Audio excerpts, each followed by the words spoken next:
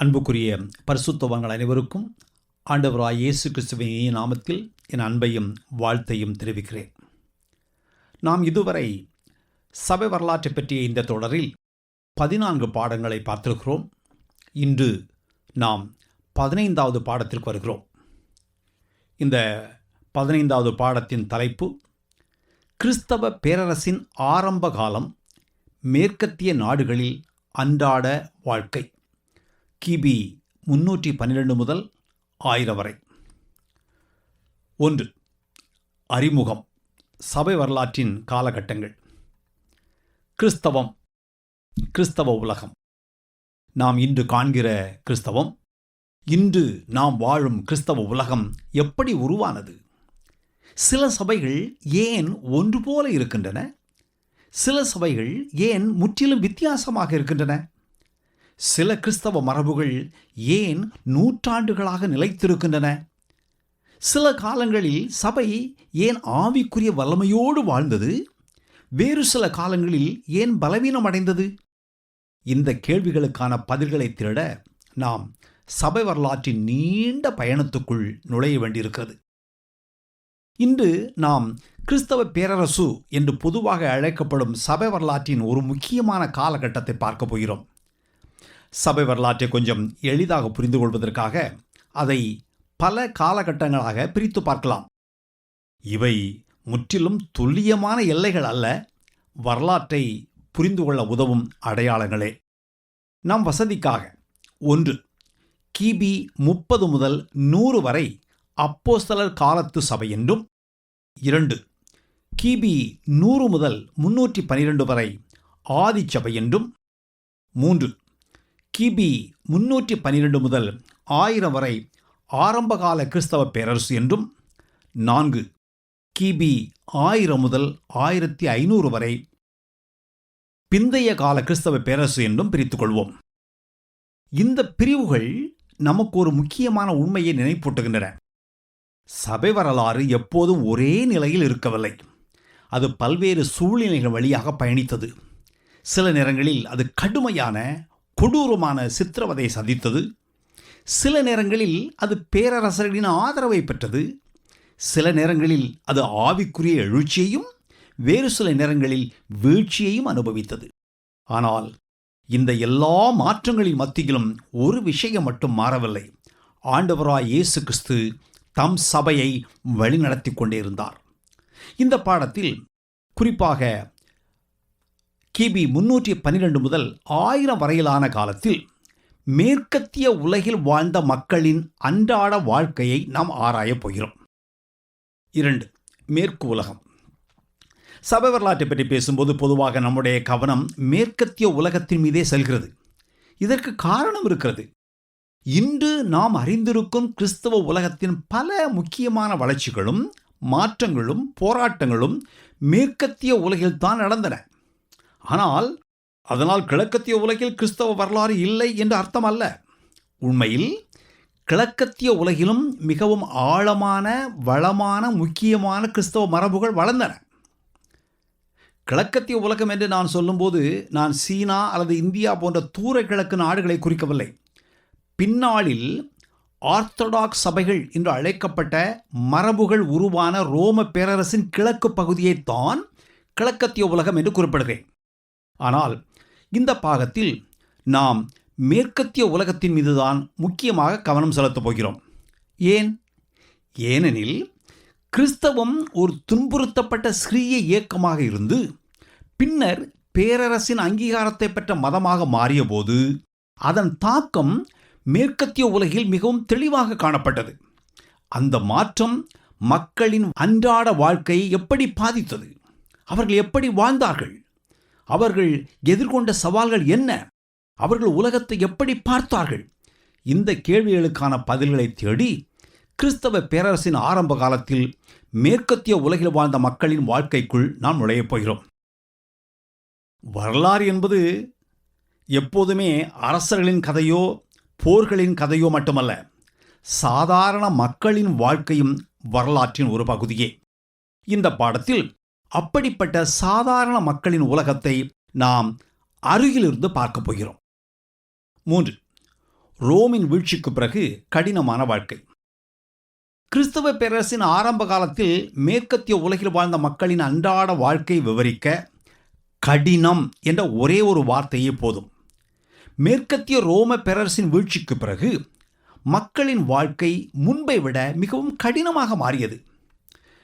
மேற்கு ரோம பேரரசு ஒரே நாளில் சரிந்துவிடவில்லை. அது பல ஆண்டுகளாக மெதுவாக பலவீனமடைந்து இறுதியில் கிபி 450 முதல் 470 வரையிலான காலத்தில் சிதறிப்போனது. அதற்கு பிறகு அவர்கள் வாழ்ந்த உலகமே மாறிவிட்டது. அந்த காலத்தில் வாழ்ந்த ஒரு எழுத்தாளர் ரோமின் வீழ்ச்சியை பற்றி எழுதும்போது, உலகத்திற்கெல்லாம் தாயாயிருந்தவள் கொல்லப்பட்டு விட்டாள் என்று கூறுகிறார். அது வெறுமனே உணர்ச்சி மயமான ஒரு சொற்றொடர் அல்ல.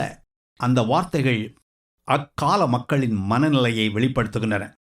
அவர்களுக்கு ரோம் என்பது ஒரு நகரம் மட்டுமல்ல, அது ஒழுங்கின் அடையாளம், பாதுகாப்பின் அடையாளம், நிலைத்தன்மையின் அடையாளம். அந்த அடையாளம் உடைந்து சின்னாபின்னமானது. இந்த காலத்தில் கிறிஸ்தவர்களின் எண்ணிக்கை ஒருவேளை அதிகரித்திருக்கலாம்.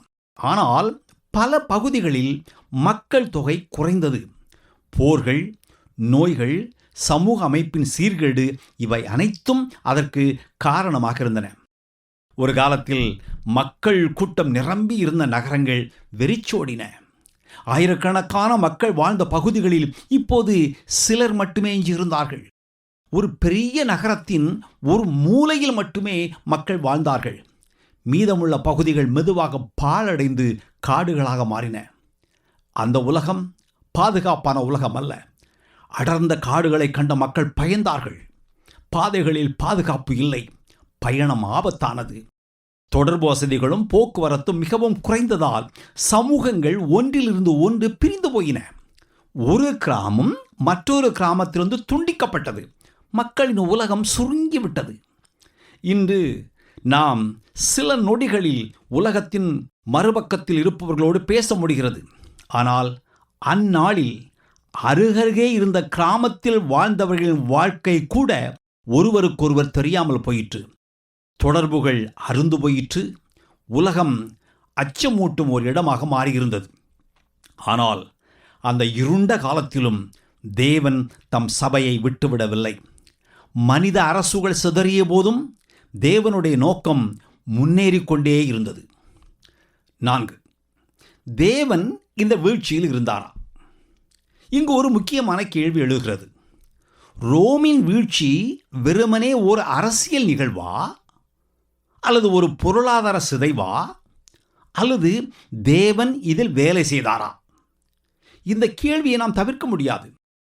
ஏனெனில் ரோமின் வீழ்ச்சி என்பது ஒரு நகரத்தின் வீழ்ச்சி மட்டுமல்ல, அது உலகத்தின் மிகப்பெரிய ஒரு பேரரசின் வீழ்ச்சி. பல நூற்றாண்டுகளாக கோலோச்சிய ஒரு பேரரசு சிதறி போயிற்று. மக்கள் பயந்தார்கள். பலர் நம்பிக்கை இழந்தார்கள். பலருக்கு உலகமே முடிந்துவிட்டது போல் தோன்றியது. ஆனால் வரலாறு நமக்கு ஒரு முக்கியமான உண்மையை நினைப்பூட்டுகிறது.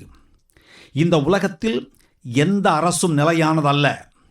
எவ்வளவு பலமான அரசாக இருந்தாலும் ஒரு நாள் அது வீழும். மனித அரசுகள் எழுகின்றன, வீழ்கின்றன. ரோம பேரரசும் எழுந்தது, உயர்ந்தது, வளர்ந்தது, பின்பு வீழ்ந்தது. ஆனால் தேவனுடைய அரசு அப்படி அல்ல. அது ஒருபோதும் வீழ்வதில்லை. அது என்றென்றும் நிலைத்திருக்கும். அதனால்தான் இந்த நிகழ்வை வெறும் வீழ்ச்சியாக மட்டும் பார்க்கக்கூடாது. சில நேரங்களில் மனிதர்கள் வீழ்ச்சி என்று அழைப்பதை தேவன் மாற்றம் என்று அழைக்கிறார். ஒரு கதவு மூடப்படும் போது இன்னொரு கதவு திறக்கப்படுகிறது.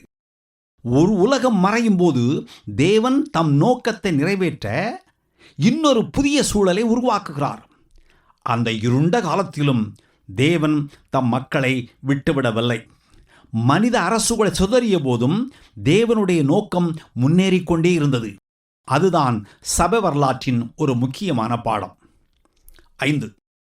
முந்தைய நாகரிகத்தின் இடிபாடுகளுக்கிடையே வாழ்க்கை. அந்த காலத்தில் வாழ்ந்த மக்கள் ஒரு விசித்திரமான உலகத்தில் வாழ்ந்தார்கள். அவர்களைச் சுற்றிலும் கிரேக்க ரோம நாகரிகங்களின் பழைய மகிமையின் சுவடுகள் இன்னும் காணப்பட்டன. ரோமின் பிரம்மாண்டமான சாலைகள், நகரங்களுக்கு நீரை எடுத்துச் செல்லும் நீர்வழிகள், பெரிய பாலங்கள், இவைகள் பல இடங்களில் சேதமடைந்திருந்தாலும் இன்னும் அங்கே இருந்தன. அவை அமைதியாக ஒரு கதையை சொல்லிக் கொண்டிருந்தன. ஒரு காலத்தில் இங்கு ஒரு பெரிய நாகரிகம் வாழ்ந்தது என்று அவை சாட்சி பகிர்ந்தன. இந்த கட்டிடங்களும் அமைப்புகளும் முன்னோர்களில் பலர் பொறியியல் திறமையிலும் நிர்வாக ஒழுங்கிலும் உயர்ந்த நிலை அடைந்திருந்தார்கள் என்ற ஒரு முக்கியமான உண்மையை வெளிப்படுத்தின. ஆனால் அந்த உயர்ந்த நிலையை தொடர்ந்து பராமரிக்கும் வல்லமை பின்னர் வந்த தலைமுறைகளிடம் இல்லாமல் போயிற்று. ஒரு வகையில் அவர்கள் தங்களை விட மேம்பட்ட ஒரு உலகத்தின் சிதிலங்களின் நடுவே வாழ்ந்தார்கள். அது அவர்களுக்கு ஒரு விசித்திரமான அனுபவமாக இருந்திருக்க வேண்டும். அவர்கள் வாழ்ந்த உலகம் சிதைந்திருந்தது, சேதமடைந்திருந்தது. ஆனால் அவர்களை சுற்றி நின்ற சிதிலங்கள் கடந்த காலத்தின் மகத்துவத்தை பேசிக்கொண்டிருந்தன. அவை அமைதியான சாட்சிகள்.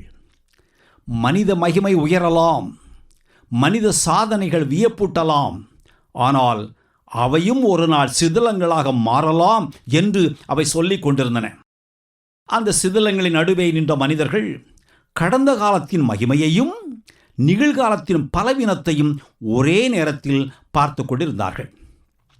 6. கிராம வாழ்க்கையும் பொருளாதார நிலையும். கிறிஸ்தவ பேரரசு இந்த ஆரம்ப காலத்தில் ஒருவேளை நாம் மேற்கத்திய ஐரோப்பாவில் வாழ்ந்திருந்தால் நாம் பெரும்பாலும் ஒரு சிறிய பண்ணையில் வாழ்ந்திருப்போம். நாம் ஒரு பெரிய வியாபாரியாகவோ அல்லது வர்த்தகராகவோ இல்லாமல் ஒரு சாதாரண விவசாயியாக இருந்திருப்போம். அன்று அங்கு நிச்சயமாக பெரிய வியாபாரிகளும் வர்த்தகர்களும் இருந்தார்கள். ஆனால் அவர்களை விட விவசாயிகள் தான் பல மடங்கு அதிகமாக இருந்தார்கள். அதுவே அந்த உலகத்தின் உண்மை. ஏனென்றால் ஒரு சமூகம் திறம்பட வர்த்தகம் செய்ய தேவையான வலை அமைப்புகள் மிகவும் கடுமையாக சீர்குலைந்திருந்தன. ஆகவே வியாபாரிகளும் வர்த்தகர்களும் அங்கு இருந்தபோதும் அவர்கள் மிகவும் குறைவாக இருந்தார்கள். பெரிய அளவிலான வர்த்தகத்திற்கு தேவையான அடிப்படை கட்டமைப்பு வசதிகள் பல இடங்களில் பாதிக்கப்பட்டிருந்தன. அவர்கள் சிறு சிறு பண்ணைகளில் வாழ்ந்ததால் அவருடைய வாழ்க்கை முழுவதும் காலநிலையை பொறுத்து மாறிக்கொண்டே இருந்தது.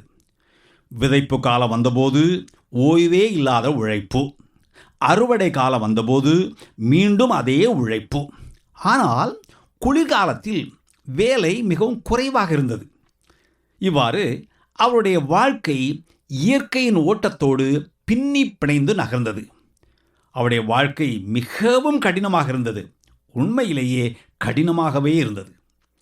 அந்த காலத்தில் தாய்மார்களும் குழந்தைகளும் சந்தித்த மரண விகிதம் இதற்கு ஒரு மறுக்க முடியாத ஆதாரம். வரலாற்று கணக்குகளின்படி கர்ப்பிணி பெண்களில் கணிசமானவர்கள் பேறுகாலத்தின் போதே உயிரிழந்தார்கள். மேலும் பல குழந்தைகள் தங்களின் முதல் ஆண்டை கூட கடக்கவில்லை. பேறுகாலத்தின் போது தாய்மார்களும் பிறந்த குழந்தைகளும் அதிகமாக இருந்தார்கள். பிறந்த குழந்தைகளில் ஒரு வயதை தாண்டாதவர்கள் அதிகமாக இருந்தார்கள். இன்று நாம் மருத்துவ வசதிகளையும் பாதுகாப்புகளையும் சாதாரண விஷயங்களாக எடுத்துக்கொள்கிறோம். ஆனால் அந்நாளில் ஒவ்வொரு பிரசவத்திலும் வாழ்வா சாவா என்ற கேள்வி தொங்கிக் கொண்டிருந்தது. மரணத்தை அறியாத குடும்பமே இல்லை. அதுதான் அவர்கள் வாழ்ந்த உலகம். 7. சமூக அமைப்பும் தரவரிசை முறையும். இந்த சமூகத்தில் ஒருவன் எந்த குடும்பத்தில் பிறந்தானோ பொதுவாக அதுவே அவனுடைய வாழ்க்கையின் திசையை நிர்ணயித்தது. வாழ்க்கையில் முன்னேறுவதற்கான வாய்ப்புகள் இன்று இருப்பது போல் அன்று அதிகமாக இருக்கவில்லை. ஒருவன் சமுதாயத்தில் எந்த நிலையில் பிறந்தானோ அதே நிலையிலேயே வாழ்ந்து இறந்தான். இது மிகவும் சாதாரணமான விஷயமாக கருதப்பட்டது. அந்த கால சமூகத்தில் 3 முக்கியமான நிலையினர் இருந்ததாக சொல்லப்படுகிறது. ஒரு நிலையினர் ஜெபிக்கிறவர்கள், இன்னொரு நிலையினர் போராடுகிறவர்கள், 3வது நிலையினர் உழைக்கிறவர்கள். அந்த கால சமூகத்தின் முழு அமைப்பும் இந்த 3 நிலைகளின் மேல்தான் கட்டப்பட்டிருந்தது. ஜெபிக்கிறவர்கள் யாரென்றால் குருக்கள், துறவிகள், போதகர்கள். போராடுகிறவர்கள் யாரென்றால் போர் வீரர்கள். குறிப்பாக நிலப்பிரபுகளுக்கும் அரசர்களுக்கும் சேவை செய்த குதிரை வீரர்கள். உழைக்கிறவர்கள் யாரென்றால் சாதாரண மக்கள், விவசாயிகள், தொழிலாளர்கள், கைவினைஞர்கள். இந்த 3 நிலையினரும் ஒருவரோடு ஒருவர் இணைந்திருந்தார்கள். ஒரு நிலையினர் இல்லாமல் மற்றொரு நிலையினர் இயங்க முடியாது என்று அவர்கள் கருதினார்கள். குருமார்கள் ஜெபித்தார்கள், போர் வீரர்கள் பாதுகாத்தார்கள், பொதுமக்கள் உழைத்தார்கள். அந்த சமூகம் இப்படித்தான் இயங்கியது. இன்று நாம் தனிநபர் சுதந்திரத்தை பற்றி அதிகமாக பேசுகிறோம். ஆனால் அந்நாளில் ஒருவரின் தனிப்பட்ட விருப்பத்தை விட அவர் சேர்ந்திருந்த சமூகத்தின் நலனுக்கே அதிக முக்கியத்துவம் கொடுக்கப்பட்டது. இப்படிப்பட்ட உலகத்தில்தான் கிறிஸ்தவம் வளர்ந்தது. 8. சபையின் சொத்துரிமையும் குருக்களின் வாழ்க்கையும். இந்த காலத்தில் பல சபைகள் உள்ளூர் பணக்காரர்களின் கைகளிலோ அல்லது மடங்களின் கட்டுப்பாட்டிலோ அல்லது ஆயர்களின் ஆளுகையின் கீழோ தான் இருந்தன. அவர்களுக்கு சபையில் சில சிறப்பு உரிமைகள் இருந்தன. குறிப்பாக சபையின் குருவானவரை, அதாவது போதகரை நியமிப்பதில் அவர்கள் முக்கிய பங்கு வகித்தார்கள். மேலும் சபையின் வருமானத்தை நிர்வகிப்பதிலும் அவர்களுக்கு அதிக அதிகாரம் இருந்தது. இதனால் உள்ளூர் சமூகத்தில் அவர்களுக்கு அதிகமான செல்வாக்கும் இருந்தது. சபையின் வருமானத்திலிருந்துதான் குருவானவர் வாழ்க்கை நடத்தினார். எனவே பெரும்பாலான பங்கு குருக்கள் மிக எளிய வாழ்க்கையை வாழ்ந்தார்கள். ஆயர்களோ அல்லது மடங்களோ வழங்கிய உதவிகளையே அவர்கள் பெரிதும் சார்ந்திருந்தார்கள். அந்த நாட்களில் மேற்கத்திய சபைகளில் குருவானவர் திருமணம் செய்யாமல் இருக்க வேண்டும் என்ற எண்ணம் படிப்படியாக வலுப்பெற்று கொண்டிருந்தது. ஆனால் நடைமுறையில் நிலைமை எப்போதும் அதுபோல இருக்கவில்லை. சில இடங்களில் குருவானவர்கள் குடும்ப வாழ்க்கை வாழ்ந்தார்கள். இது அதிகாரப்பூர்வமாக ஏற்றுக்கொள்ளப்படாத போதும் உள்ளூர் அளவில் சில நேரங்களில் பொறுத்து கொள்ளப்பட்டது. குருவானவர்கள் குடும்ப வாழ்க்கை வாழ்ந்து குழந்தைகளை பெற்றதை குறித்த குறிப்புகள் வரலாற்று நூல்களில் காணப்படுகின்றன. இது ஒரு முக்கியமான உண்மையை நமக்கு காட்டுகிறது. சபை ஒரு விஷயத்தை போதித்தது, ஆனால் அது தான் போதித்ததற்கு முரணான வேறொரு வாழ்க்கை வாழ்ந்தது. போதனைக்கும் வாழ்க்கைக்கும் இடையே சில நேரங்களில் இடைவெளி இருந்தது. இப்படிப்பட்ட முரண்பாடு அன்று மட்டுமில்லை, இன்றும் தொடர்கிறது. இது வரலாற்றின் பல கட்டங்களில் காணப்படுகிற ஒரு மனித பலவீனம். சபை வரலாறு வெற்றிகளை மட்டுமல்ல, எச்சரிக்கைகளையும் கற்றுத்தருகிறது. 9. யூதர்களை பற்றிய மனப்பாங்கு. ஆரம்பகால கிறிஸ்தவ உலகில் ஒரு துயரமான போக்கு உருவாகி பின்னர் மேலும் வலுப்பெற்றது. அது யூதர்களை பற்றிய எதிர்மறையான மனப்பாங்கு. இயேசு கிறிஸ்துவின் மரணத்திற்கு யூதர்களே காரணம் என்ற தவறான எண்ணம் பல இடங்களில் பரவியது. இதன் விளைவாக யூதர்கள் பல்வேறு வகையான பாகுபாடுகளுக்கு உள்ளானார்கள். சில இடங்களில் அவருடைய தொழில்கள் நசுக்கப்பட்டன. வேறு சில இடங்களில் அவருடைய வர்த்தகத்துக்கு கட்டுப்பாடுகள் விதிக்கப்பட்டன.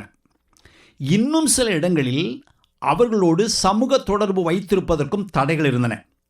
வேறு சில பகுதிகளில் அவர்களை மற்றவரிடமிருந்து வேறுபடுத்தி காட்டும் உடைகளையோ அடையாளங்களையோ அணியுமாறு அவர்கள் கட்டாயப்படுத்தப்பட்டார்கள். யூதர்களுக்கு எதிரான இந்த கட்டுப்பாடுகள், தடைகள், நெருக்கடிகள் எல்லா இடங்களிலும் ஒன்று போல் இருக்கவில்லை. காலத்திற்கும் இடத்திற்கும் ஏற்ப அவை மாறுபட்டன. ஆனால் ஒரு விஷயம் தெளிவாக இருந்தது. யூதர்களை பல இடங்களில் மக்கள் சந்தேகத்தோடும் விரோதத்தோடும் பார்த்தார்கள். இது சபை வரலாற்றின் ஒளிமிக்க பக்கங்களில் ஒன்றல்ல, மாறாக அது எச்சரிக்கை தரும் பக்கங்களில் ஒன்று. ஏனெனில் வரலாறு நமக்கு ஓர் உண்மையை நினைப்பூட்டுகிறது. ஒரு மக்கள் கூட்டத்தை பற்றிய தவறான எண்ணம் பரவத் தொடங்கும் போது அது அநீதிக்கும் பாகுபாட்டிற்கும் வழிவகுக்கலாம். அதனால் தான் சபை வரலாற்றின் வெற்றிகளை மட்டுமல்ல, அதன் தவறுகளையும் நாம் நேர்மையாக பார்க்க வேண்டும். அப்போதுதான் வரலாறு நமக்கு ஆசிரியராக மாறும். 10. சமுதாயத்தின் மையமாக மாறிய சபை. இந்த காலத்தில் சபை வெறுமனே ஒரு மத அமைப்பாக மட்டும் இருக்கவில்லை, அது சமுதாயத்தின் மிக முக்கியமான அமைப்பாகவும் மாறியிருந்தது. ரோம பேரரசின் வீழ்ச்சிக்கு பிறகு ஒழுங்கும் அமைப்பும் சீர்குலைந்து போன நிலையில் சபைதான் ஒழுங்கும் அமைப்பும் காணப்பட்ட மிக முக்கியமான நிறுவனமாக இருந்தது. இதனால் ஒருவன் சமுதாயத்தில் முன்னேறுவதற்கான பெரும்பாலான வாய்ப்புகள் சபையில் அல்லது சபையோடு தொடர்புடைய நிறுவனங்களில் கிடைத்தன. ஒருவன் நல்ல கல்வி பெற வேண்டுமானால், சமுதாயத்தில் செல்வாக்கு பெற வேண்டுமானால், உயர வேண்டுமானால் அவன் சபையையே நாட வேண்டியிருந்தது. இதனால் கிறிஸ்தவம் சமுதாயத்தின் எல்லா பகுதிகளிலும் பரவியது. ஆனால் அதோடு ஒரு பிரச்சனையும் உருவானது. கிறிஸ்தவம் எல்லா இடங்களிலும் பரவி இருந்தாலும் எல்லா இடங்களிலும் மக்கள் அதை ஒரே அளவில் புரிந்து கொள்ளவில்லை. பல இடங்களில் கிறிஸ்தவத்தில் பல மூட நம்பிக்கைகள் கலந்திருந்தன. வேறு சில இடங்களில் போதுமான கல்வியறிவில்லாததால் மக்கள் விசுவாசத்தின் சத்தியங்களை ஆழமாக அறியவில்லை. இந்த காலத்தில் மேற்கத்திய ஐரோப்பாவின் பல பகுதிகளில் கல்வி அறிவும் கற்றலும் கணிசமாக குறைந்திருந்தன. சாதாரண விசுவாசிகளில் பலருக்கு வேதாகமத்தை வாசிக்கவே தெரியாது. பலர் வேதாகமத்தை பார்த்ததே இல்லை. நாம் 312 முதல் 1000 வரையிலான காலகட்டத்தை பார்த்து கொண்டிருக்கிறோம். இங்கு நாம் ஒரு முக்கியமான வித்தியாசத்தை கவனிக்க வேண்டும். கிறிஸ்தவம் எல்லா இடங்களிலும் ஒரு நிறுவனமாக பரவியிருந்தது. ஆனால் அது எப்போதும் ஜீவனுள்ள ஆவிக்குரிய ஓட்டமாக இருந்தது என்று சொல்ல முடியாது. விசுவாசம் சமுதாயத்தின் பிரிக்க முடியாத ஒரு பகுதியாக மாறும்போது சில நேரங்களில் அது தன் உள்ளார்ந்த வல்லமை இழந்துவிடும் ஆபத்து உண்டு. உள்ளார்ந்த மறுசாயலாக்கப்படுதல் இல்லாமலே வெளிப்புறமாக கிறிஸ்தவம் இருக்கலாம். சபை வரலாறு முழுவதும் இந்த இழுபறியை நாம் காண்கிறோம். நிறுவனமாகிய கிறிஸ்தவம் ஒருபுறம், உயிருள்ள விசுவாசம் மறுபுறம். இந்த போராட்டம் அந்நாளில் மட்டுமல்ல, இன்றும் தொடர்கிறது. அதனால்தான் கிறிஸ்தவம் நமக்கு வெளியே இருக்கிறதா என்பதில் முக்கியம், கிறிஸ்து நமக்குள் இருக்கிறாரா என்பதே முக்கியம். 11. வேதாகமமும் இறையியலும். இடைக்கால உலகத்தில் வாசிக்க தெரியாத விசுவாசிகள் கூட வேதாகமத்தின் நீண்ட பகுதிகளை மனப்பாடம் செய்திருந்தார்கள் என்று செசரியாவின் யூசிபியஸ் போன்ற எழுத்தாளர்கள் குறிப்பிடுகிறார்கள். அந்த காலத்தில் வேதாகமத்தை பார்ப்பதற்கும் படிப்பதற்கும் வாய்ப்பு கிடைத்த போது கிறிஸ்தவர்கள் பெரும்பாலும் பழைய ஏற்பாட்டிற்கு அதிக கவனம் செலுத்தினார்கள். கிபி 500 முதல் 900 வரையிலான காலத்தில் மேற்கத்திய ஐரோப்பாவின் பல பகுதிகளில் வாழ்ந்த கிறிஸ்தவர்களின் சிந்தனையிலும் கற்பனையிலும் பழைய ஏற்பாடு மிகவும் ஆழமான தாக்கத்தை ஏற்படுத்தியிருந்தது என்ற ஒரு சுவாரஸ்யமான உண்மையை வேத ஆய்வாளர்கள் குறிப்பிடுகிறார்கள். இதற்கு என்ன காரணம்?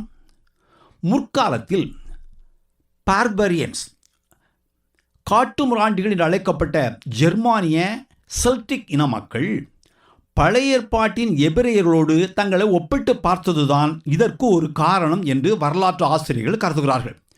குறிப்பாக அவருடைய முற்றுகை, போராட்டம், வெற்றி, ஒரு மக்கள் கூட்டம் ஒரு நாட்டில் குடியேறுதல் போன்ற பழைய ஏற்பாட்டின் நிகழ்வுகள் அவர்களுடைய அனுபவங்களோடு ஒத்திருந்தன. அதனால் பழைய ஏற்பாட்டின் கதைகளும் உருவகங்களும் அவர்களுடைய சிந்தனையில் முக்கிய இடம் வகித்தன. அந்த கால குருக்களும் போதகர்களும் கூட பழைய ஏற்பாட்டின் பல அம்சங்களின் மீது அதிக ஈடுபாடு கொண்டிருந்தார்கள். ஆராதனையில் தூபம் காட்டுவது, எண்ணெயால் அபிஷேகம் செய்வது, தசமபாகம் கொடுப்பது, குறிப்பிட்ட பரிசுத்த நாட்களை கடைபிடிப்பது போன்றவை அவர்களுக்கு கவர்ச்சியாக இருந்தன. பழைய ஏற்பாட்டின் பல அடையாளங்களும் உருவங்களும் பயிற்சிகளும் அந்த கால சபையின் வாழ்வில் குறிப்பிடத்தக்க இடம் பெற்றிருந்தன. புதிய ஏற்பாட்டின் சூழலுக்கு ஏற்றவாறு இவைகளுக்கு அவர்கள் பொருள் விளக்கம் கொடுத்தார்கள். இந்த கிறிஸ்தவர்கள் புதிய ஏற்பாட்டையும் தங்களுக்கு பரிச்சயமான பழைய ஏற்பாட்டின் உருவகங்கள் வழியாகவும் கலாச்சாரத்தின் வழியாகவுமே புரிந்து கொண்டார்கள். சில நேரங்களில் இது ஒரு சமநிலையின்மையை உருவாக்கியது.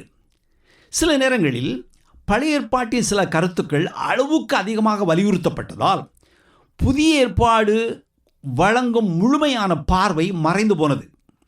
இதிலிருந்து நாம் ஒரு முக்கியமான பாடத்தை கற்றுக்கொள்ளலாம். வேதாகமத்தின் ஒரு பகுதியை மட்டும் அதிகமாக வலியுறுத்தும் போது சமநிலை குறையக்கூடும். பழைய ஏற்பாடும் தேவனுடைய வார்த்தை தான், புதிய ஏற்பாடும் தேவனுடைய வார்த்தை தான். ஆனால் கிறிஸ்தவர்களாகிய நாம் முழு வேதாகமத்தையும் கிறிஸ்துவின் வெளிச்சத்தில் புரிந்து கொள்ள அழைக்கப்பட்டிருக்கிறோம். அப்போதுதான் தேவனுடைய சத்தியத்தின் முழுமையான அழகையும் சமநிலையையும் நாம் காண முடியும். 12. கிறிஸ்துவையும் நியாய தீர்ப்பையும் பற்றிய பார்வை. இயேசு கிறிஸ்து உலகை மீட்க தம் ஜீவனை கொடுத்த பாடுபட்ட இரட்சகர் என்றும் அவர்கள் போதித்தார்கள். அதே நேரத்தில் அவர் உலகத்தை நியாயம் தீர்க்கப் போகிற நீதிபதியாகிய கிறிஸ்து என்றும் அவர்கள் போதித்தார்கள். ஆயினும் அவர் உலகை நியாயந்தீர்க்கப் போகிற நீதிபதியாகிய கிறிஸ்து என்பதே இந்த காலத்தில் மக்களுடைய மனதில் மிகவும் ஆழமாக பதிந்திருந்தது. எனவே நீதிமான்களும் அநீதிமான்களும் பிரிக்கப்படுதல், எல்லா மக்களும் தேவனுக்கு முன் கணக்கு ஒப்புவிக்க வேண்டிய நாள், இறுதி நியாயத்தீர்ப்பு போன்றவை அடங்கிய மத்தேயு 25 அதிகாரம் போன்ற பகுதிகள் அதிகமாக வலியுறுத்தப்பட்டன.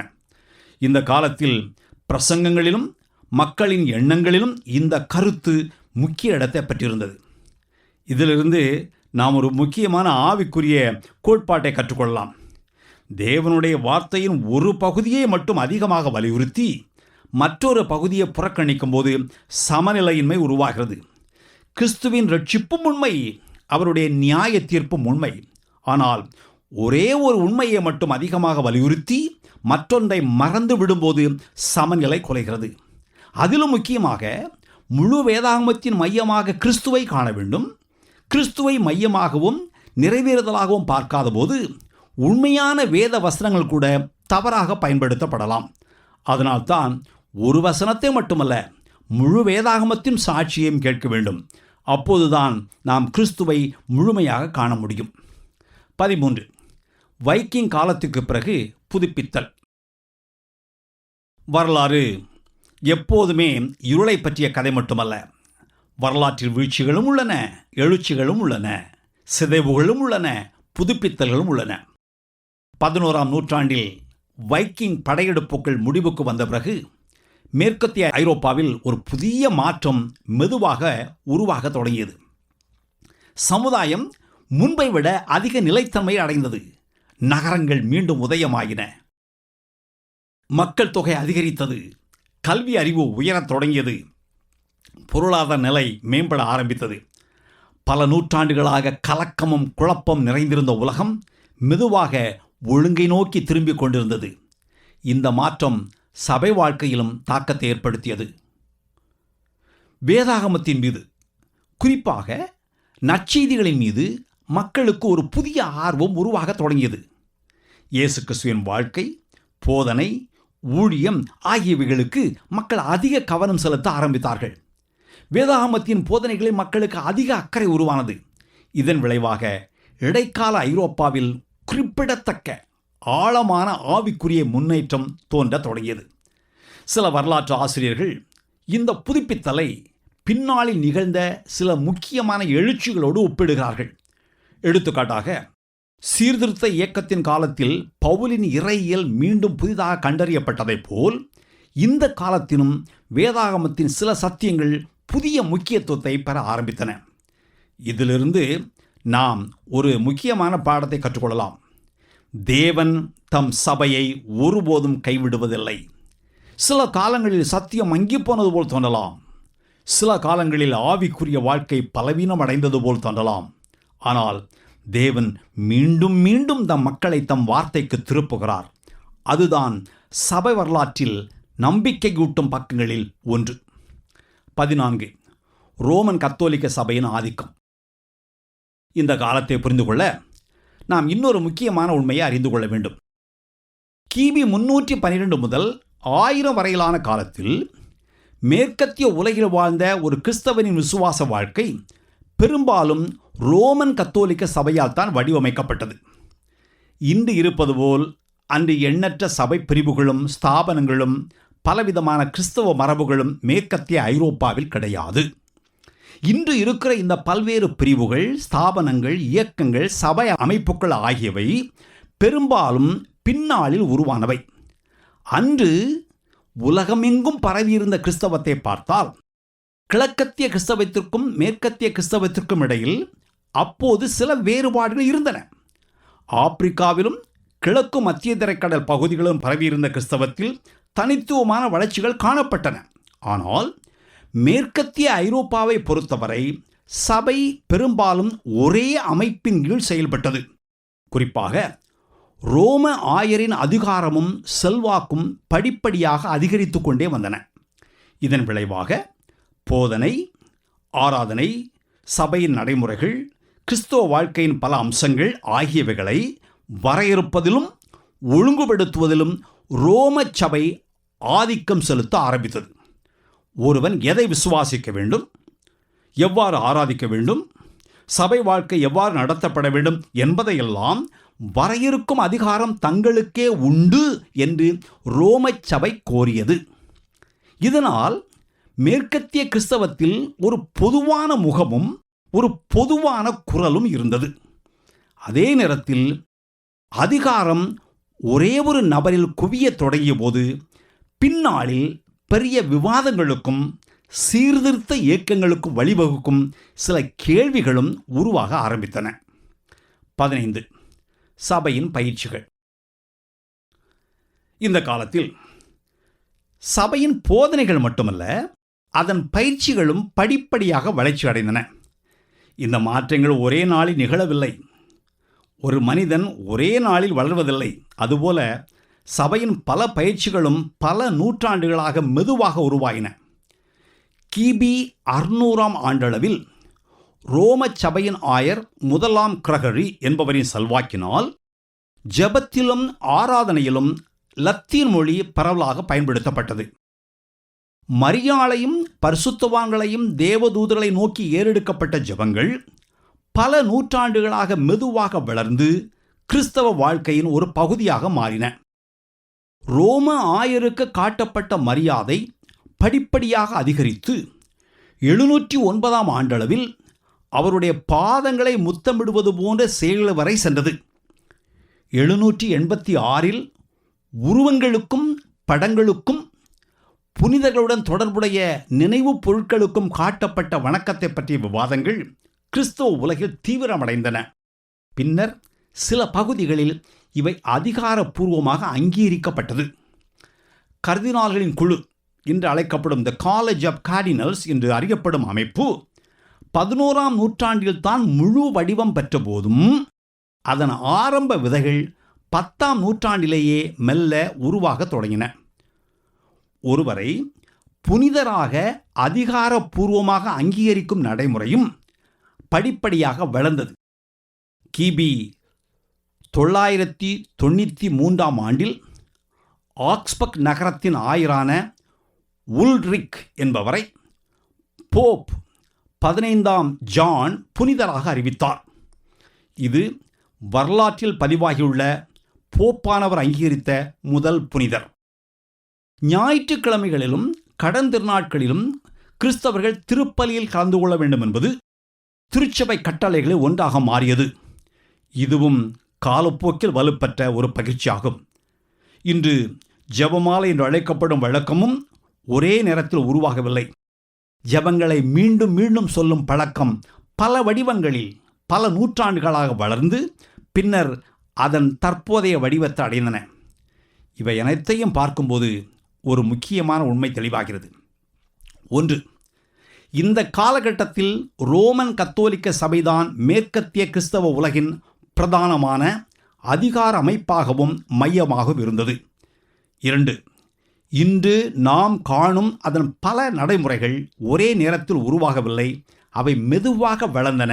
அவை வரலாற்றின் வழியாக வடிவம் பெற்றன. இதிலிருந்து இன்னொரு முக்கியமான கேள்வி எழுகிறது. கிறிஸ்தவ விசுவாசத்தின் இன்றியமையாத அம்சங்கள் என்ன? காலப்போக்கில் பின்னர் உருவான அம்சங்கள் என்ன? இந்த இரண்டு கேள்விகளையும் நாம் எப்போதும் வேறுபடுத்தி பார்க்க வேண்டும். காலப்போக்கில் உருவான அனைத்தும் தவறானவை அல்ல. அதே நேரத்தில் உருவான அனைத்தும் அப்போஸ்தலருடைய போதனைக்கு சமமானவையும் அல்ல. அதனால்தான் நமக்கு நிதானித்தறிதலும் தாழ்மையும் கிறிஸ்துவிடமும் வேதாகமத்திற்கும் மீண்டும் மீண்டும் திரும்பிச் செல்லும் மனப்பான்மையும் தேவை. அங்குதான் நமக்கு பாதுகாப்பு உண்டு. 16. ரோம பேரரசுக்கு அப்பால் கிறிஸ்தவத்தின் விரிவாக்கம். ரோமன் கத்தோலிக்க சபையின் செல்வாக்கு வளர்ந்து கொண்டிருந்த அதே காலத்தில் இன்னொரு முக்கியமான நிகழ்வும் நடைபெற்றுக் கொண்டிருந்தது. கிறிஸ்தவம் தொடர்ந்து புதிய பகுதிகளுக்கு பரவி கொண்டிருந்தது. கிறிஸ்தவம் ஏற்கனவே ரோம பேரரசின் பெரும்பாலான பகுதிகள் பரவியிருந்தாலும் அதன் பழைய எல்லைகளுக்கு அப்பால் இன்னும் பல இனக்குழுக்களும் பழங்குடியினரும் வாழ்ந்து கொண்டிருந்தார்கள். அவர்களை அக்கால எழுத்தாளர்கள் பொதுவாக பார்பேரியன்ஸ், காட்டுமிராண்டிகள் என்று அழைத்தார்கள். ஆனால் அவர்கள் வெறுமனே வரலாற்றின் விளிம்பில் வாழ்ந்த மக்கள் அல்ல. அவர்களும் தேவனுடைய படைப்பே. அவர்களுக்கும் நற்செய்தி தேவை. அவர்களும் கிறிஸ்துவின் இரட்சிப்புக்குள் அழைக்கப்பட்டவர்கள். எனவே சபையின் கவனம் தன் எல்லைகளுக்குள் மட்டுமே இருக்கவில்லை. நற்செய்தியை அவர்களுக்கு கொண்டு செல்ல பல இடங்களில் உண்மையான மிஷனரி முயற்சிகள் மேற்கொள்ளப்பட்டன. சிலர் தங்கள் வீடுகளை விட்டு வெளியேறினார்கள். சிலர் அந்நிய மொழிகளை கற்றார்கள். சிலர் தங்களுக்கு அறிமுகமே இல்லாத மக்களிடையே சென்று வாழ்ந்தார்கள். அவர்கள் வெறுமனே ஒரு மதத்தை பரப்பவில்லை, கிறிஸ்துவின் நற்செய்தியை அறிவிக்க முயன்றார்கள். இதிலிருந்து நாம் ஒரு முக்கியமான உண்மையை காண்கிறோம். சபை சில நேரங்களில் ஒரு நிறுவனமாக மாறலாம். சில நேரங்களில் அதன் பயிற்சிகள் சிக்கலாகலாம். ஆனால் அதே நேரத்தில் தேவன் தம் மக்களை வெளியே அனுப்பி கொண்டே இருக்கிறார். ஏனெனில் கிறிஸ்தவத்தின் உயிர் நாடி எப்போதும் கிறிஸ்துவின் நற்செய்தியே. அதனால்தான் சபை வரலாற்றின் இந்த காலத்திலும் நிறுவனங்கள் வளர்ந்து கொண்டிருந்த அதே நேரத்தில் மிஷனரி இயக்கங்களும் வளர்ந்து கொண்டிருந்தன. 17. பிரித்தானியாவில் கிறிஸ்தவம். இப்போது இதற்கு ஒரு எடுத்துக்காட்டாக பிரித்தானியாவில் கிறிஸ்தவம் எப்படி வளர்ந்தது என்பதை சுருக்கமாக பார்ப்போம். இன்றைய இங்கிலாந்து, ஸ்காட்லாந்து, வேல்ஸ் ஆகிய பகுதிகளை உள்ளடக்கிய பிரித்தானிய தீவுகளையே பிரித்தானியா என்று நான் குறிப்பிடுகிறேன். பிரிட்டானியா. இந்த நிலப்பரப்பின் பெரும்பகுதி ஒரு காலத்தில் ரோம பேரரசின் ஒரு மாநிலமாக இருந்தது. எனவே கிறிஸ்தவம் ரோம பேரரசு முழுவதும் பரவிய போது அது பிரித்தானியாவுக்கும் சென்றது. கிறிஸ்தவம் ரோமின் நேரடி ஆட்சிக்கு அப்பாற்பட்ட பகுதிகளுக்கு கூட சென்றதாக ஆரம்பகால கிறிஸ்தவ எழுத்தாளர் ஒருவரான ஆரிஜின் குறிப்பிடுகிறார். கிறிஸ்தவம் எந்த எல்லை வரை பரவி இருந்தது என்று உறுதியாக சொல்ல முடியாவிட்டாலும் கிறிஸ்தவம் ரோமின் நிர்வாக எல்லைகளை தாண்டி பரவி இருந்தது என்பதற்கான சான்றுகள் உள்ளன. உண்மையில் இன்று ஸ்காட்லாந்து, இங்கிலாந்து, வேல்ஸ் ஆகியவை உள்ளடக்கிய முழு தீவையும் ரோமர்கள் ஆட்சி செய்யவில்லை. ஆனால் கிறிஸ்தவம் ரோமின் அரசியல் எல்லைகளுக்கு அப்பால் பரவியிருந்தது. கிபி 4ஆம் நூற்றாண்டின் ஆரம்பத்தில் ரோம பேரரசன் டயக்லீசியஸின் காலத்தில் நிகழ்ந்த சித்திரவதையின் போது பிரித்தானியாவில் கிறிஸ்தவர் இருந்ததற்கும் சிலர் இரத்த சாட்சியாக மரித்ததற்கும் ஆதாரங்கள் உள்ளன.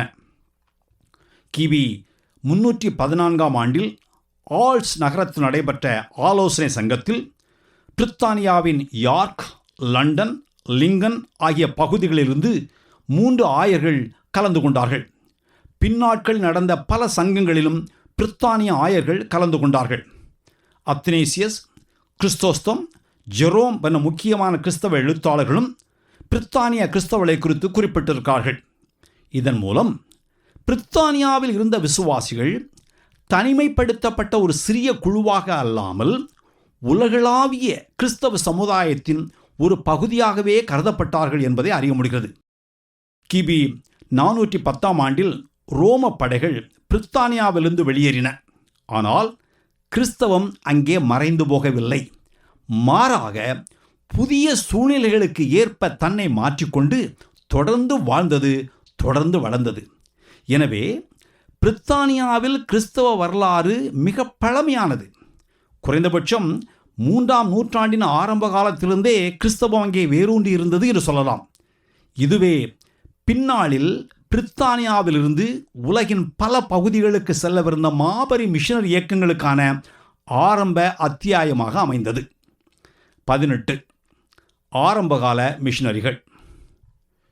பிரித்தானியாவில் கிறிஸ்தவம் பல நூற்றாண்டுகளாக வேரூன்றி இருந்தது என்பதற்கு அங்கிருந்து எழுந்த ஆரம்பகால கிறிஸ்தவ தலைவர்களின் வாழ்க்கையும் ஒரு சாட்சியாக இருக்கிறது. அவர்களில் ஒருவர் நினியன். அவர் கிபி 5ஆம் நூற்றாண்டின் ஆரம்பத்தில் வாழ்ந்ததாகவும் பிரித்தானியாவின் பல பகுதிகளில் நற்செய்தி அறிவித்ததாகவும் பரவலாக கருதப்படுகிறது. அவர் ரோமுக்கு சென்று பின்னர் மிஷனரி ஆயராக திரும்பி வந்தார் என்றும் கூறப்படுகிறது. ஆனால் அவருடைய வாழ்க்கையை பற்றிய பல தகவல்கள் பின்னாளில் எழுதப்பட்ட ஆதாரங்களிலிருந்து கிடைப்பதால் இவைகளை உறுதிப்படுத்துவது எளிதல்ல. இது சபை வரலாற்றில் நாம் அடிக்கடி சந்திக்கும் ஒரு நிலைமை. சில நேரங்களில் வரலாற்று சம்பவங்கள் தெளிவாக பதிவாகியிருக்கின்றன. வேறு சில நேரங்களில் அவை பாரம்பரிய செய்திகளின் வழியாகவே நமக்கு கிடைக்கின்றன. அதே காலகட்டத்தில் பிரித்தானியாவிலிருந்து வந்த இன்னொரு குறிப்பிடத்தக்க நபர் பெலாஜியஸ். இவர் அகுஸ்தீனின் இறையியலை எதிர்த்தவர். 4ஆம் நூற்றாண்டின் இறுதியிலும் 5ஆம் நூற்றாண்டின் ஆரம்பத்திலும் வாழ்ந்த இவர் பின்னர் சபையால் ஏற்றுக்கொள்ளப்படாத போதனைகளை முன்வைத்தார். வேத புரட்டுக்கள். அவருடைய போதனைகள் கிபி 431 எபேசுவிலும் கிபி 529 ஆரஞ்சிலும் நடந்த ஆலோசனை கூட்டங்களில் கண்டிக்கப்பட்டன. ஆனால் இங்கு நாம் கவனிக்க வேண்டிய முக்கியமான விஷயம் அவருடைய இறையியல் அல்ல. பிரித்தானியாவில் அக்காலத்திலேயே குறிப்பிடத்தக்க கிறிஸ்தவ சிந்தனையாளர்களும் தலைவர்களும் இருந்தார்கள் என்பதுதான். இவை அனைத்தும் ஒரே உண்மையை சுட்டிக்காட்டுகின்றன.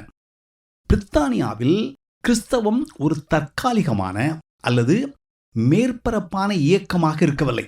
அது பல நூற்றாண்டுகளாக அங்கே வேரூன்றி வளர்ந்து கொண்டிருந்தது. அதற்கான சான்றுகளை நாம் வரலாற்றின் பல இடங்களில் காண்கிறோம். 19. கேண்டன்பரியின் அகுஸ்தீனும் ஆங்கிலேயர் மிஷனும். பிரித்தானியாவில் கிறிஸ்தவம் ஏற்கனவே இருந்தது என்பதை நாம் பார்த்தோம். ஆனால் அங்கு கிறிஸ்தவம் எல்லா மக்களிடமும் சமமாக பரவியிருக்கவில்லை. குறிப்பாக ரோம படைகள் வெளியேறிய பிறகு பிரித்தானியாவிற்குள் வந்த ஆங்கிலோ சாக்சன் இன மக்களிடையே நற்செய்தி பணி ஒழுங்குக்கிரமாக நடைபெறவில்லை.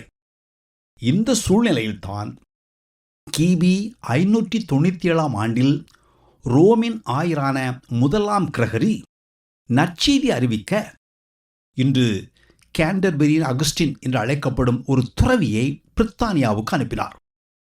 அகுஸ்தீன் பிரித்தானியாவிற்கு வந்தபோது அங்கு கிறிஸ்தவத்தின் சுவடுகள் ஏற்கனவே இருந்தன.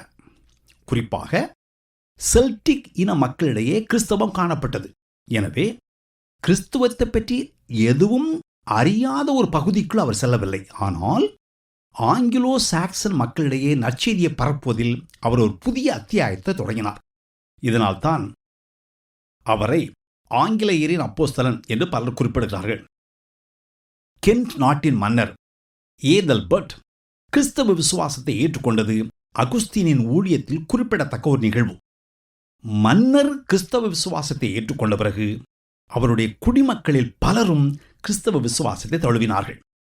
அந்த கால வரலாற்று குறிப்புகள் பெருமளவிலான ஞானஸ்நான நிகழ்வுகளை பற்றி கூறுகின்றன. குறிப்பாக கிறிஸ்துமஸ் போன்ற முக்கியமான திருநாட்களில் பலர் ஞானஸ்நானம் பெற்றதாக பதிவுகள் குறிப்பிடுகின்றன. இதிலிருந்து நாம் ஒரு முக்கியமான உண்மையை காண்கிறோம். தேவன் ஒரு நாட்டை தொடும்போது சில நேரங்களில் அவர் தனி நபர்களை பயன்படுத்துகிறார், சில நேரங்களில் குடும்பங்களை பயன்படுத்துகிறார், சில நேரங்களில் முழு சமூகத்தையும் பயன்படுத்துகிறார். கேண்டன்பரியின் அகுஸ்தீனும் அப்படிப்பட்ட ஒரு கருவியாக இருந்தார். அவருடைய ஊழியம் பின்னாளில் இங்கிலாந்தின் கிறிஸ்தவ வரலாற்றில் மிகப்பெரிய தாக்கத்தை ஏற்படுத்தியது. அதனால்தான் அவருடைய வருகை ஆங்கிலேயர் மத்தியில் நடைபெற்ற கிறிஸ்தவ பரவலின் முக்கியமான திருப்பு முனைகளில் ஒன்றாக கருதப்படுகிறது. 20. மேற்கத்திய உலகில் தொடர்ந்த நற்செய்தி பணி. கேண்டன்பரியின் அகுஸ்தீனோடு கிறிஸ்தவத்தின் வரலாறு முடிந்துவிடவில்லை. உண்மையில் அவர் ஒரு நீண்ட தொடரின் ஒரு பகுதி மட்டுமே. இந்த காலகட்டம் முழுவதும் மேற்கத்திய உலகின் பல பகுதிகளில் பல்வேறு மனிதர்கள் பல்வேறு தலைமுறைகளில் நற்செய்தி அறிவிக்கும் பணியில் ஈடுபட்டு கொண்டிருந்தார்கள். ஒரு தலைமுறை விதைத்தது, அடுத்த தலைமுறை நீரூற்றியது, மற்றொரு தலைமுறை அறுவடை செய்தது. இவ்வாறு நற்செய்தி மெதுவாக ஓரிடத்திலிருந்து மற்றொரு இடத்திற்கு பரவிக்கொண்டே இருந்தது.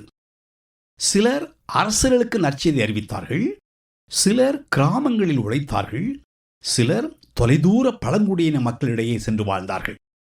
சிலருடைய பெயர்கள் வரலாற்றில் பதிவு செய்யப்பட்டுள்ளன, பலருடைய பெயர்கள் முற்றிலும் மறக்கப்பட்டு விட்டன. ஆனால் அவருடைய உழைப்பு வீணாகவில்லை. ஏனெனில் தேவன் தம் நோக்கத்தை நிறைவேற்ற மனிதர்களை பயன்படுத்திக் கொண்டே இருந்தார். இதனால் மேற்கத்திய உலகில் கிறிஸ்தவம் ஒரு தலைமுறையின் இயக்கமாக இல்லாமல் பல தலைமுறைகளின் தொடர்ச்சியான சாட்சியாக மாறியது. சைவ வரலாற்றின் இந்த காலத்தை பார்க்கும்போது ஓர் உண்மை தெளிவாக தெரிகிறது. தேவன் தம் வேலையை ஒரே ஒரு மனிதனின் மூலம் செய்யவில்லை, ஒரே ஒரு தலைமுறையின் மூலமும் செய்யவில்லை. தலைமுறை தோறும், மனிதர் தோறும், இடம் தோறும் தேவன் தம் சாட்சியை முன்னெடுத்துச் சென்றார். 21.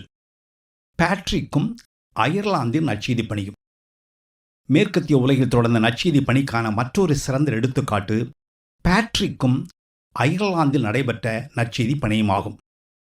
இன்று புனித பேட்ரிக் என்று பரவலாக அறியப்படும் இவர் உண்மையில் பிரித்தானியாவைச் சேர்ந்தவர்.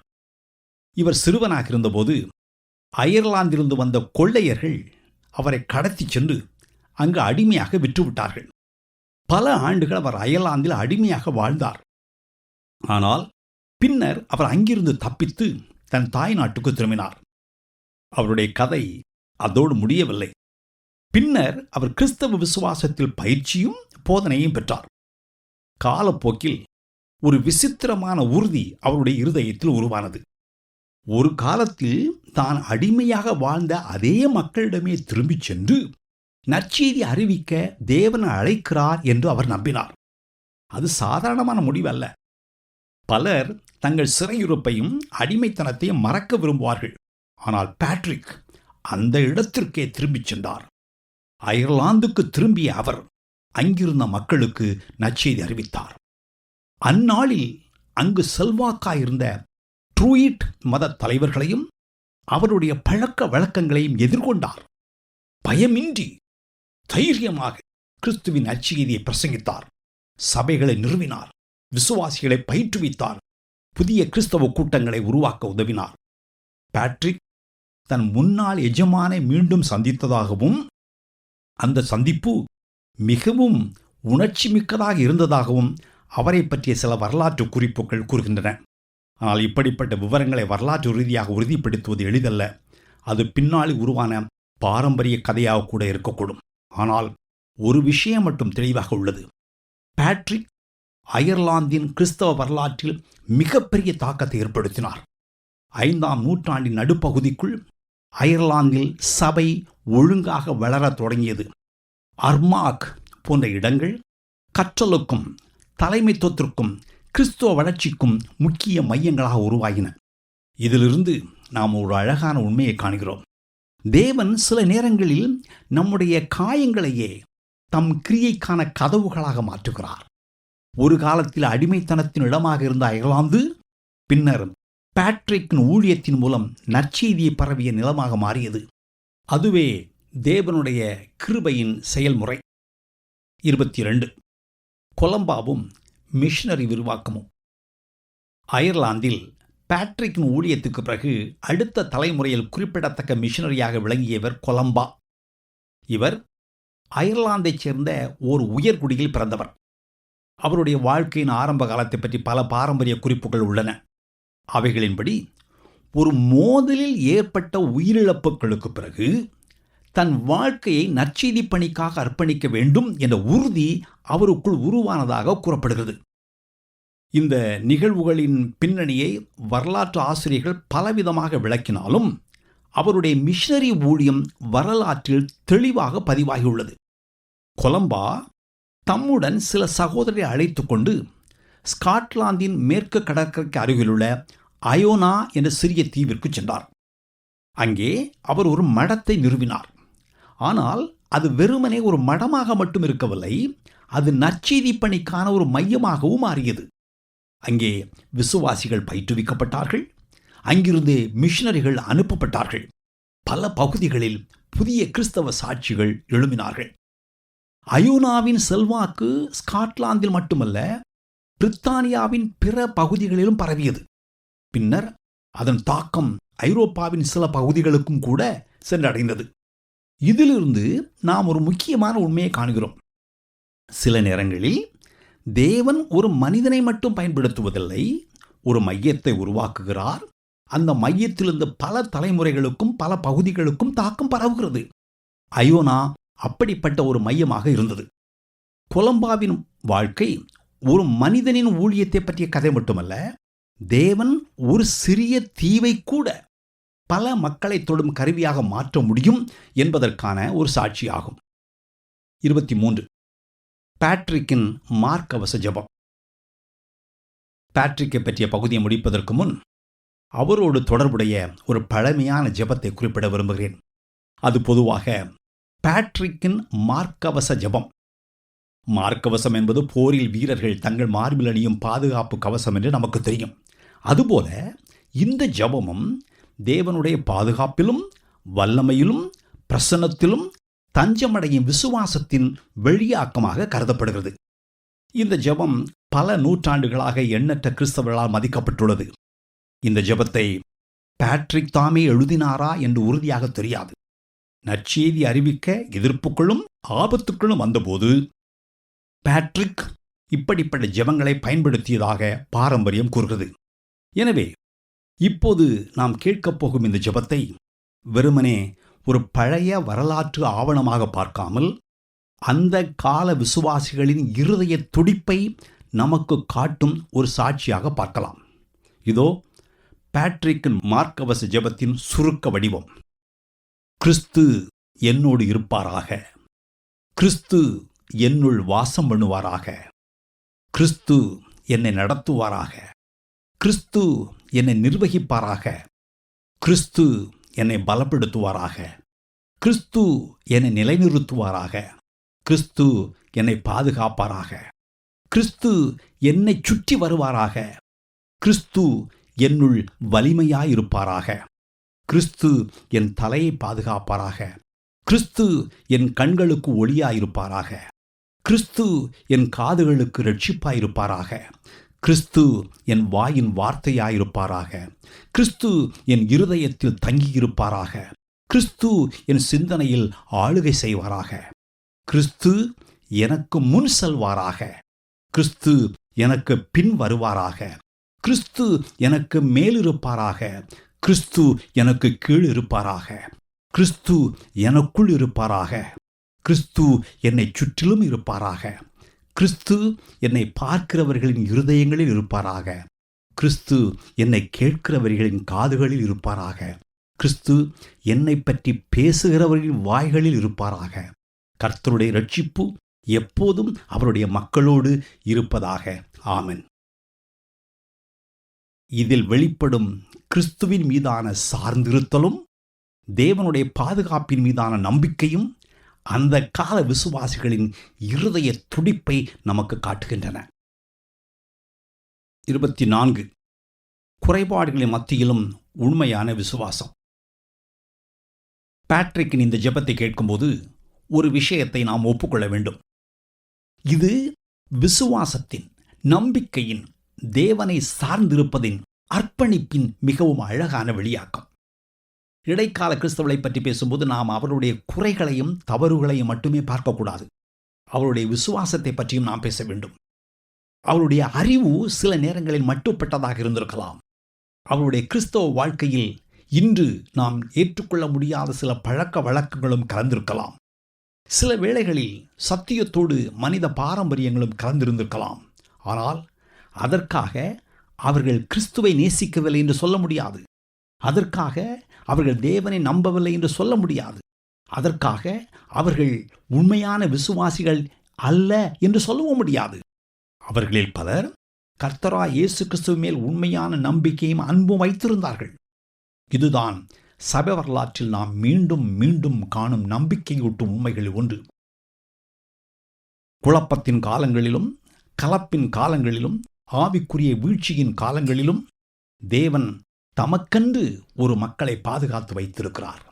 அவர் தம்மை உண்மையாக அறிந்திருக்கிற ஒரு சாட்சியை எப்போதும் இந்த உலகத்தில் வைத்திருக்கிறார். தேவனுடைய செயல் பரிபூரணமான அமைப்புகளை சார்ந்தது அல்ல. அது பரிபூரணமற்ற மனிதர்களின் வழியாகவும் தொடர்ந்து செயல்படுகிறது. ஏனெனில் சபையின் நம்பிக்கை மனிதர்களின் பரிபூரணத்தில் இல்லை, தேவனுடைய கிருபையில் தான் இருக்கிறது. அதுவே சபை வரலாறு நமக்கு கற்றுத்தரும் மிகப்பெரிய பாடங்களில் ஒன்றாகும். 25. படையெடுப்பின் அச்சத்தின் கீழ் வாழ்ந்த வாழ்க்கை. இந்த காலத்தில் இன்னொரு முக்கியமான அம்சம் என்னவென்றால், பல நூற்றாண்டுகளாக மக்கள் படையெடுப்புகளின் அச்சத்திலேயே வாழ வேண்டியிருந்தது. இன்று நாம் வாழும் உலகில் பெரும்பாலான மக்கள் நாளைய வாழ்க்கையை பற்றி ஓரளவு நிச்சயத்தோடு சிந்திக்க முடிகிறது. ஆனால் அன்று நிலைமை அப்படி அல்ல. எப்போது ஒரு படையெடுப்பு நிகழும், எப்போது ஒரு கிராமம் தாக்கப்படும், எப்போது ஒரு நகரம் கொள்ளையடிக்கப்படும், இந்த அச்சத்தில் தான் மக்கள் வாழ்ந்தார்கள். இந்த காலத்தில்தான் செல்டிக் இன மக்கள், கோத்தின மக்கள், ரோம பேரரசின் எஞ்சியிருந்த சமூகங்கள் ஆகியவை ஒன்றோடொன்று கலந்து பின்னாளில் ஐரோப்பாவின் புதிய அரசியல் அமைப்புகள் உருவாவதற்கான அடித்தளத்தை அமைத்தன. அவைகளில் சில பின்னர் பரிசுத்த ரோம பேரரசு என்று அறியப்பட்ட அரசியல் அமைப்புகளின் தோற்றத்திற்கும் வழிவகுத்தன. ஆனால் இந்த மாற்றங்கள் அனைத்தும் ஒரே நாளில் நிகழவில்லை. அவை பல தலைமுறைகளாக நடைபெற்ற மெதுவான மாற்றங்கள். இந்த காலத்தில் நற்செய்தி பணி தொடர்ந்து நடைபெற்றாலும் எல்லா மக்களிடமும் அது ஒரே அளவில் சென்றடையவில்லை. குறிப்பாக வடக்கு ஐரோப்பாவில் வாழ்ந்த வைக்கிங் இன மக்களிடையே ஆரம்ப காலங்களில் மிஷனரி முயற்சிகள் மிகவும் குறைவாக இருந்தன. அவர்கள் பலருடைய பார்வையில் அச்சத்தை ஏற்படுத்தும் படையெடுப்பாளர்களாகவே தோன்றினார்கள். ஆனால் பின்னர் அவர்களும் நற்செய்தியின் எல்லைக்குள் வருவார்கள். அவர்களும் கிறிஸ்தவ வரலாற்றின் ஒரு பகுதியாக மாறுவார்கள். அதை நாம் அடுத்த பகுதிகளில் பார்க்கப் போகிறோம். இதிலிருந்து நாம் ஒரு முக்கியமான உண்மையை காண்கிறோம். மனிதர்கள் எல்லைகளை வரையறுக்கிறார்கள். மனிதர்கள் மக்களை பிரிக்கிறார்கள்.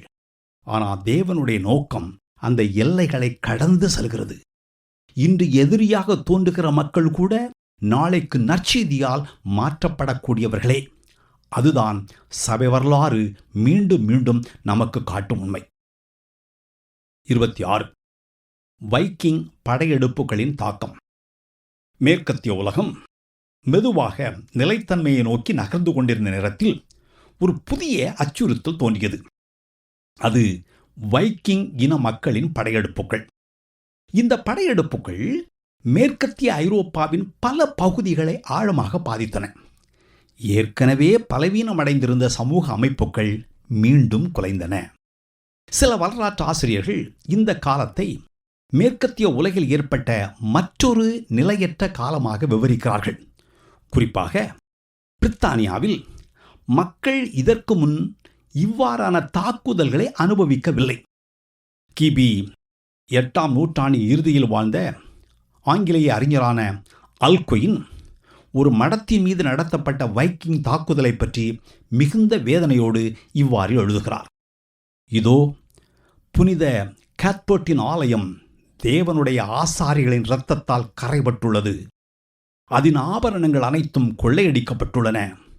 பிரித்தானியாவில் மிகவும் மதிப்புக்குரிய இந்த பரிசுத்த இடம் அஞ்ஞானிகளின் இரையாகிவிட்டது. அந்த காலத்தின் பதிவுகள் பல இடங்களில் நிகழ்ந்த வன்முறைகள், ஆலயங்களின் அழிவு, மக்களை சிறைப்பிடித்தல், கொள்ளையடித்தல் போன்ற சம்பவங்களை பற்றி குறிப்பிடுகின்றன. இந்த விவரிப்புகள் அந்த கால மக்களின் வேதனையையும் அச்சத்தையும் தெளிவாக வெளிப்படுத்துகின்றன. ஆனால் அவை ஓர் உண்மையை தெளிவாக காட்டுகின்றன. பலர் உண்மையாகவே பயத்திலும் துயரத்திலும் வாழ்ந்தார்கள். அந்த காலத்தில் பயன்படுத்தப்பட்ட ஒரு ஆங்கிலேய ஜெபம் இந்த உணர்வை சுருக்கமாக வெளிப்படுத்துகிறது. வடநாட்டு மக்களின் கோபத்தினின்று ஓ ஆண்டவரே எங்களை விடுவியும். இந்த சிறிய ஜெபம் அந்த காலத்தின் மனநிலையை நமக்கு காட்டுகிறது. மக்கள் பாதுகாப்பை இழந்தார்கள். எதிர்காலம் நிச்சயமற்றதாக இருந்தது. தாங்கள் நேசித்த உலகம் மீண்டும் சிதறி போகிறது போல் அவர்களுக்கு தோன்றியது. ஆனால் சபை வரலாறு மீண்டும் நமக்கு ஒரு பாடத்தை கற்றுக் கொடுக்கிறது. மனிதர்களின் அமைதி குலைந்தாலும் தேவனுடைய நோக்கம் குலைவதில்லை. படையெடுப்புகள் வந்தன, அரசுகள் மாறின, நகரங்கள் அழிந்தன. ஆனால் நற்செய்தி முன்னேறிக்கொண்டே இருந்தது. அதுவே இந்த காலத்தின் ஆச்சரியமான உண்மையாகும். 27. துன்பத்தின் வழியாக பரவிய நற்செய்தி. வைக்கிங் படையெடுப்புகள் மேற்கத்திய உலகிற்கு பெரும் துயரத்தையும் அழிவையும் கொண்டு வந்தன. ஆனால் வரலாற்றில் அடிக்கடி காணப்படுகிற ஒரு விசித்திரமான உண்மை இங்கும் வெளிப்படுகிறது. வைக்கிங் இன மக்கள் கிறிஸ்தவ சமூகங்களை தாக்கிய போது அவர்கள் கிறிஸ்தவத்தோடும் தொடர்பு கொள்ள ஆரம்பித்தார்கள். படையெடுப்புகளின் மூலமாகவும், சிறைப்பிடிக்கப்பட்ட மக்களின் மூலமாகவும், அன்றாட தொடர்புகளின் மூலமாகவும் நற்செய்தி மெதுவாக அவர்களிடமும் பரவியது. சில துறவிகள் சிறைப்பிடிக்கப்பட்ட நிலையில் கூட தங்கள் விசுவாசத்திற்கு சாட்சியாக வாழ்ந்தார்கள். சில கிறிஸ்தவ பெண்கள் வைக்கிங் சமூகங்களுக்குள் கொண்டு செல்லப்பட்ட போதும் தங்கள் வாழ்க்கையின் வழியாக கிறிஸ்துவுக்கு சாட்சியாக இருந்தார்கள். இவ்வாறு வாளால் வந்த மக்கள் வார்த்தையின் வல்லமையை சந்திக்க தொடங்கினார்கள். காலப்போக்கில் பல வைக்கிங் இனக்குழுக்கள் கிறிஸ்தவத்தை ஏற்றுக்கொண்டன. ஒரு காலத்தில் சபைகளை தாக்கியவர்கள் பின்னர் சபைகளின் ஒரு பகுதியாக மாறினார்கள். ஒரு காலத்தில் நற்செய்தியை எதிர்த்தவர்கள் பின்னர் நற்செய்தியை ஏற்றுக்கொண்டார்கள். இதிலிருந்து நாம் ஒரு ஆழமான உண்மையை காண்கிறோம். தேவனுடைய நோக்கம் பல நேரங்களில் மனிதர்களின் எதிர்பார்ப்புகளுக்கு அப்பாற்பட்ட வழிகளில் செயல்படுகிறது. மனிதர்கள் தோல்வியை காண்கிற இடத்தில் தேவன் ஒரு புதிய தொடக்கத்தை காண்கிறார். மனிதர்கள் துன்பத்தை காண்கிற இடத்தில் தேவன் தம் நோக்கத்தை முன்னேற்றி கொண்டிருக்கலாம். அதனால்தான் சபை வரலாறு மீண்டும் மீண்டும் நமக்கு ஒரு பாடத்தை கற்றுத்தருகிறது. தேவனுடைய நோக்கம் வெற்றியின் வழியாக மட்டுமல்ல, துன்பத்தின் வழியாகவும் முன்னேறுகிறது. இதுவே இந்த காலத்தின் மிக ஆச்சரியமான உண்மைகளில் ஒன்றாகும். 28. கட்டாய மதமாற்றத்தின் விளைவுகள். வைக்கிங் படையெடுப்புகளை பற்றி பேசும்போது கிறிஸ்தவர்களுக்கு எதிராக மட்டுமே வன்முறை நிகழ்ந்தது என்று நாம் நினைக்கக்கூடாது. வரலாற்றின் மற்றொரு துயரமான உண்மை என்னவென்றால், சில காலங்களில் கிறிஸ்தவ உலகத்திலும் கட்டாய மதமாற்றங்கள் நடைபெற்றன. கான்ஸ்டன்டீனுக்கு பிறகு குறிப்பாக தவறான போதனைகளை போதித்த சில குழுக்களை கையாளும் போது சில நேரங்களில் அதிகாரமும் பலவந்தமும் பயன்படுத்தப்பட்டன. விசுவாசம் சம்பந்தப்பட்ட விஷயங்களில் வற்புறுத்தலை பயன்படுத்தலாமா என்ற கேள்வியை அகுஸ்தீன் தீவிரமாக சிந்தித்தார். குறிப்பாக டொனாட்டிஸ்டுகளோடு ஏற்பட்ட மோதல்களின் பின்னணியில் சில வகையான கட்டாய நடவடிக்கைகள் நியாயமானவையாக இருக்கலாம் என்ற நிலைப்பாட்டை அவர் பின்னர் எடுத்தார். இதற்காக அவர்களை உள்ளே வரும்படி வற்புறுத்துங்கள். லூக்கா 14:23 ஜனங்களை உள்ளே வரும்படி வருந்தி கூட்டிக் கொண்டு வா, அவர்களை உள்ளே வரும்படி வற்புறுத்துங்கள். இது போன்ற வசனங்களை அவர் மேற்கோள் காட்டினார். ஆனால் இந்த விளக்கத்தை பல கிறிஸ்தவ சிந்தனையாளர்கள் ஏற்றுக்கொள்ளவில்லை. பலர் இதை கடுமையாக விமர்சித்தார்கள். கிபி 8ஆம் 9ஆம் நூற்றாண்டுகளில் சார்லமேன் ஆட்சியின் போது சாக்சன் இன மக்களை கிறிஸ்தவர்களாக்க சில நேரங்களில் பலவந்தமான முறைகள் பயன்படுத்தப்பட்டன. ஒரு கிறிஸ்தவ அரசனுக்கு தன் நாட்டின் மத ஒற்றுமையை பாதுகாக்கும் பொறுப்பு உண்டு என்ற கருத்தும் இதற்கு பின்னால் இருந்தது. ஆனால் அனைவரும் இதை ஏற்றுக்கொள்ளவில்லை. யார்க் நகரின் அல்குயின் போன்றவர்கள் விசுவாசம் வற்புறுத்தலால் அல்ல, போதனையால் வர வேண்டும் என்று வலியுறுத்தினார்கள். ஒருவன் வாளுக்கு பயந்து ஞானஸ்நானம் பெறலாம், ஒருவன் தண்டனைக்கு பயந்து மதத்தை மாற்றலாம், ஆனால் அதனால் அவனுடைய இருதயம் மாறிவிட்டது என்று அர்த்தமல்ல. அதனால்தான் சில மத மாற்றங்கள் ஒரு துயரமான நினைப்பூட்டுதலாக நிற்கின்றன. வெளிப்புறமாக மக்கள் கிறிஸ்தவர்களாக மாறினார்கள், ஆனால் எல்லாரும் உள்ளார்ந்த விசுவாசத்தோடு மாறினார்கள் என்று சொல்ல முடியாது. இதிலிருந்து நாம் ஒரு முக்கியமான உண்மையை கற்றுக்கொள்ள வேண்டும். உண்மையான கிறிஸ்தவ விசுவாசம் அதன் இயல்பிலேயே கட்டாயப்படுத்த முடியாத ஒன்று. அது கிறிஸ்துவை பற்றிய வெளிப்பாட்டிற்கு மனித இருதயம் அளிக்கும் பதிலாகும். வற்புறுத்தல் மனமாற்றத்தின் இடத்தை எடுத்துக்கொள்ளும் போது வெளிப்புற வடிவம் மட்டும் இருக்கலாம், ஆனால் உள்ளார்ந்த யதார்த்தம் காணாமல் போய்விடும். அதனால்தான் சபை வரலாறு முழுவதும் நமக்கு ஒரு எச்சரிக்கை ஒலித்து கொண்டே இருக்கிறது. கிறிஸ்தவம் திணிக்கப்பட வேண்டிய ஒன்றல்ல, அது சுதந்திரமாக ஏற்றுக்கொள்ளப்பட வேண்டியது. 29 முடிவுரை கிறிஸ்தவ அனுபவம். இப்படிப்பட்ட வரலாற்று காலகட்டங்களை படிக்கும்போது நாம் அவைகளை எப்படி புரிந்து கொள்கிறோம் என்பது மிகவும் முக்கியம். கடந்த காலத்தை தலைக்கு மேல் தூக்கி வைத்து கொண்டாடுவதும் தவறு, அதை காலின் கீழ் போட்டு மிதிப்பதும் தவறு. ஒவ்வொரு தலைமுறையிலும் வெளிச்சமும் இருக்கிறது, இருளும் இருக்கிறது, சத்தியமும் இருக்கிறது, கலப்பும் இருக்கிறது, உண்மையும் இருக்கிறது, பொய்யும் இருக்கிறது, தோல்விகளும் இருக்கின்றன, வெற்றிகளும் இருக்கின்றன.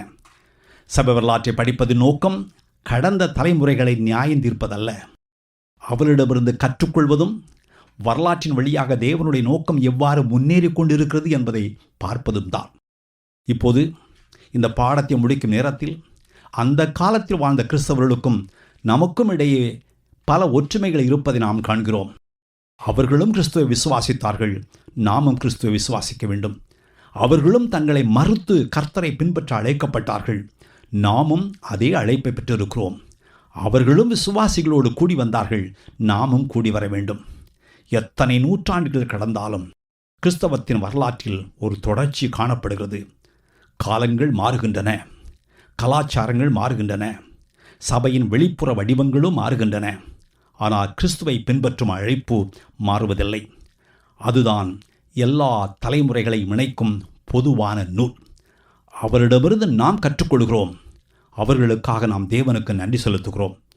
பின்னர் நாமும் நம்முடைய தலைமுறையில் கிறிஸ்துவுக்கு உண்மையாய் வாழ முன் செல்கிறோம். இத்தோடு கிறிஸ்துவ பேரரசின் ஆரம்ப காலத்தை பற்றி இந்த பாகத்தை முடிக்கிறோம். அடுத்த பாகத்தில் இந்த வரலாற்று பயணத்தை மேலும் தொடர்வோம்.